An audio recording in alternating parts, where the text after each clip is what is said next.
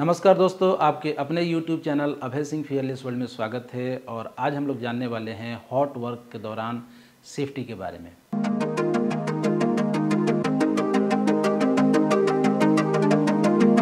आपने अपने इंडस्ट्रीज़ में, अपने कंस्ट्रक्शन साइटों पे, गैरेज में, हर जगह आपने कुछ ना कुछ हॉट वर्क होते हुए देखा होगा। नहीं तो आपने हॉट वर्क का नाम तो सुना ही होगा। तो कारखानों में या कहीं भी जहाँ भी आपको welding, cutting, soldering, grinding, turning, milling, hot material handling इत्यादि अगर ऐसा काम दिख रहा है, इसका मतलब वो हॉट वर्क है। यानी कि हॉट वर्क हम कह सकते हैं कि ऐसा कोई भी काम जिसमें सोर्स ऑफ इग्निशन हो, जिसमें कुछ आग लगने का खतरा हो सकता है, ऐसे कामों को हम लोग हॉट वर्क कहते हैं। इसे सही से नहीं किया गया तो वहाँ पे आग लग सकता है, विस्फोट हो सकता है। तो कई तरह के एरिया आपको देखने को मिलेगा। कई एरिया ऐसे होते हैं जहाँ पे हमेशा जलने वाला सामान आपको देखने को मिलेगा, ज्वलनशील यानी कि फ्लेमेबल मटेरियल आपको देखने को मिलेगा। ऐसे एरिया को हम लोग क्रिटिकल फ्लेमेबल एरिया कहते हैं, जहाँ पे डीजल का स्टोरेज हो, डीजल को लोडिंग किया जा रहा हो, diesel pump room critical flammable area ये सब में आता है। जैसे हॉपर है, कोल्ड स्टोरेज एरिया है, ये भी सब जलने वाला चीज़ है। तो ये सब क्रिटिकल फ्लेमेबल एरिया है, जहाँ पे अगर थोड़ा सा भी सोर्स ऑफ इग्निशन मिला तो आग लग सकता है। कुछ ऐसे एरिया होते हैं जहाँ पे नॉर्मली जलने वाला चीज़ हो भी सकता है, नहीं भी हो सकता है, उसको हम लोग जनरल एरिया बोलते हैं। तो अब आपको जानना होगा कि हाईली फ्लेमेबल लिक्विड होता क्या है। तो जिसका भी फ्लैश पॉइंट 23 डिग्री सेल्सियस से ऊपर हो। फ्लैश पॉइंट होता क्या है ना कि अगर आप रख दोगे तो उसका वेपर अपने आप निकलना स्टार्ट हो जाएगा, और थोड़ा सा भी उसको सोर्स मिला जलने वाला तो आग लग जाएगा। तो हमारा जो नॉर्मल टेम्परेचर जो आप देखोगे कि 20, 27, 25 ऐसा होता है। अगर 27 टेम्परेचर है और 23 उसका फ्लैश पॉइंट है, तो मतलब उसका वेपर निकलना स्टार्ट है। और अगर आप ओपन में रखेंगे, उसका ढक्कन नहीं लगाओगे, तो कभी भी उसमें आग लग सकता है। तो ऐसे को हम लोग हाईली फ्लेमेबल लिक्विड बोलते हैं। और जिसका 23 to 75 है वो फ्लेमेबल है, और जिसका इससे ऊपर है वो हमारा कंबस्टेबल मटेरियल में आता है।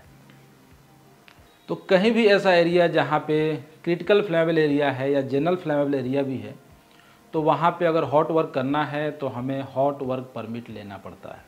और जैसे ही हॉट वर्क परमिट लेते हैं तो हॉट वर्क परमिट का मतलब होता है, परमिट तो एक ही रहेगा, उसके साथ एक एक्स्ट्रा चेकलिस्ट अटैच हो जाता है। चेकलिस्ट का मतलब होता है कि आपको ये सारे पॉइंट कंप्लाई करना है। यानी कि आपको हॉट वर्क करना है तो मान लेते हैं 20 पॉइंट है, तो ये 20 पॉइंट को आपको करना है।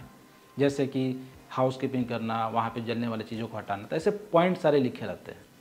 वो सारा पॉइंट आपको कंप्लाई करना है। आने वाले समय में हम लोग पॉइंट देखेंगे। कभी भी आपको हॉट वर्क करना हो तो रिस्क असेसमेंट करना बहुत ही ज़रूरी है।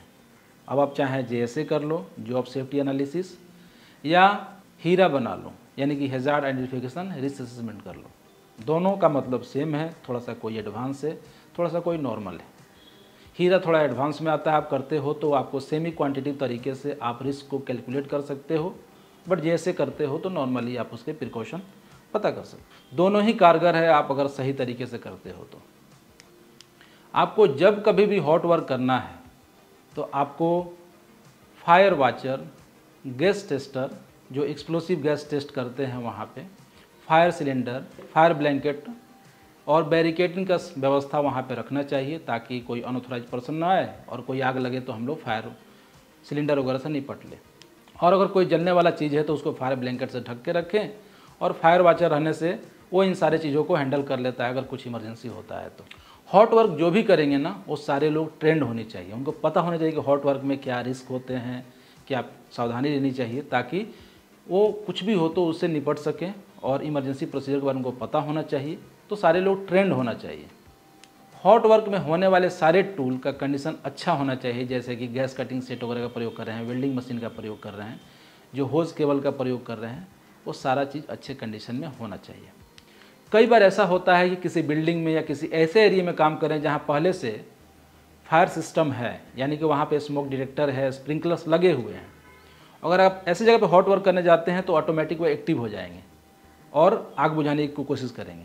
तो ऐसे में क्या होगा, जब तक आप उसको बाईपास नहीं करेंगे तब तक वहाँ पे हॉट वर्क नहीं कर सकते। तो इसके लिए आपको जब भी बाईपास करना है तो सारे लोगों को जो उससे रिलेटेड हैं उनको एक बार इन्फॉर्मेशन दे देना है कि हम लोग बाईपास करके काम करने जा रहे हैं, सब लोग अलर्ट रहें। हॉट वर्क अगर ऐसी जगह पे करना हो जो कि क्रिटिकल फ्लेमेबल एरिया है, तो ऐसी जगह पे कोशिश करें कि सबसे पहले कि हम लोग बाहर से रह के ही कर लें, एलिमिनेट करें। और अगर नहीं कर सकते हैं तो पूरी सावधानी के साथ करना चाहिए। यानी कि कैसे करेंगे, तो आपको वहाँ का गैस टेस्टिंग करना है, यानी कि वहाँ पे जलने वाला गैस का परसेंटेज क्या है, और एक्सप्लोसिव टेस्ट करना होता है, यानी कि ऑक्सीजन और वो फ्लेमेबल गैस का मिक्सचर क्या है, उसका परसेंटेज शो करता है। तो हमेशा 0 होना चाहिए। कई जगह पे ये अलाउड रहता है कि 0 ना हो, 4, 5, 10 तक परसेंटेज तक हम काम कर सकते हैं, लेकिन मेरा मानना है कि 0 हो तो ज़्यादा अच्छा है, क्योंकि आग लगने की संभावना बिल्कुल ही नहीं रहेगी। और अगर ज्वलनशील गैस की मात्रा पाई जाती है तो वहाँ पे आपको वेंटिलेशन करना है और पर्जिंग करना है। पर्जिंग क्या होता है कि कुछ ऐसे इनर्ट गैसेज होते हैं जिसमें आग नहीं लगता है, जैसे नाइट्रोजन वगैरह, तो उनको हम लोग उसमें उस सिस्टम में पंप करते हैं और वो बाकी गैस को वहाँ से हटा देता है और उसका जगह वो खुद ले लेता है। जिससे क्या होगा कि वहाँ पे ऑक्सीजन और फ्लेमेबल गैस की जो परसेंटेज है वो कम हो जाएगा, जिसके चलते वहाँ पे आग नहीं लग सकता। क्योंकि आग लगने के लिए वहाँ पे जलने वाला चीज़ यानी कि फ्लेमेबल गैस का होना बहुत ज़रूरी है, और जब ये नाइट्रोजन उसकी जगह ले लेगा तो आग लगने की संभावना ही नहीं बनेगी। इसीलिए हम लोग पर्जिंग करते हैं और वेंटिलेशन इसीलिए करते हैं ताकि वो जलने वाला गैस बाहर चला जाए और उसकी जगह पे ये नॉर्मल हमारा जो एयर है वो जगह ले ले। तो कोई भी हॉट वर्क करने से पहले आपको निम्नलिखित तरीके से तैयार करनी चाहिए, निम्नलिखित तरीके से तैयारी करनी चाहिए।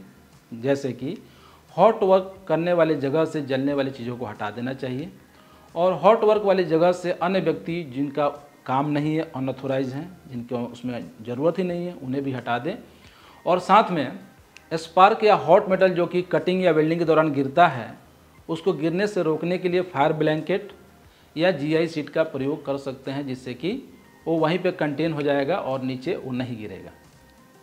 और कई बार ऐसा होता है कि हॉट वर्क जहाँ हो रहा है उसके नीचे ट्रेंच या सीवर लाइन आता है, तो ऐसी जगहों पे उसको भी कवर कर देना चाहिए। और कई बार ऐसा होता है जिस फ्लोर पे हम काम कर रहे हैं उसमें खुला हुआ जगह है, जिससे कि वो मोल्टेन मेटल जो आग नीचे गिर रहा है, तो ऐसे में उसको कवर ना करें तो नीचे भी आग लगने की संभावना बनती है। जहाँ भी हॉट वर्क करें वहाँ पे फायर सिलेंडर का रखना बहुत ही ज़रूरी है, क्योंकि क्या जब आग लगेगा तो कुआं खोदेंगे नहीं ना, तो इसके लिए आपको फायर सिलेंडर पहले से ही वहाँ रखना चाहिए ताकि कुछ इमरजेंसी हो तो हम लोग बुझा पाए। कभी कभी ऐसा होता है किसी उपकरण या किसी पाइपलाइन के ऊपर हॉट वर्क करना होता है, तो ऐसे में अगर करने जाएंगे तो उसमें हो सकता है कि फ्लेमेबल लिक्विड हो या हो ही कोई उसमें मटेरियल्स हो, तो क्या होगा, अचानक से आग लग सकता है, विस्फोट हो सकता है। तो ऐसे में किसी भी सिस्टम पे अगर आपको काम करना है, पाइपलाइन पे काम करना है, तो सबसे पहले उसमें आपको जो जलने वाला चीज़ है उसके अंदर वो क्लियर करना है और उसको आइसोलेट करना है ना, यानी कि लॉकआउट टैगआउट का प्रयोग करना है। बाद में वहाँ पे गैस का टेस्ट करना है। अगर गैस है, वहाँ पे जलने वाला गैस है, तो वहाँ पे आपको उसको क्लियर करना है और पर्जिंग करना है, फिर उसका गैस का टेस्ट करना है। अगर वहाँ पे एक्सप्लोसिव लिमिट 0 आ रहा है तब आप काम कर सकते हैं, अदरवाइज आप काम नहीं करना चाहिए। किसी भी क्रिटिकल एरिया में आपको हॉट वर्क करना है या नॉर्मल हॉट वर्क भी करना है तो आपको इमरजेंसी सिचुएशन के लिए हमेशा रेडी होना चाहिए। इसके लिए आप fire tender, fire cylinder, first aid इत्यादि का अरेंजमेंट करके रखें ताकि कुछ इमरजेंसी हो तो हम इन सब का हेल्प ले पाएँ। कैसा लगा वीडियो आप कमेंट करके बताएं। अगर आप हमारे चैनल पर नए हैं सब्सक्राइब करिए, अपने दोस्तों के साथ शेयर करिए जिससे उनका भी नॉलेज बढ़े। तो मिलते हैं अगले ऐसे ही वीडियो में, तब तक आप अपना ध्यान रखिए। Take care, bye bye.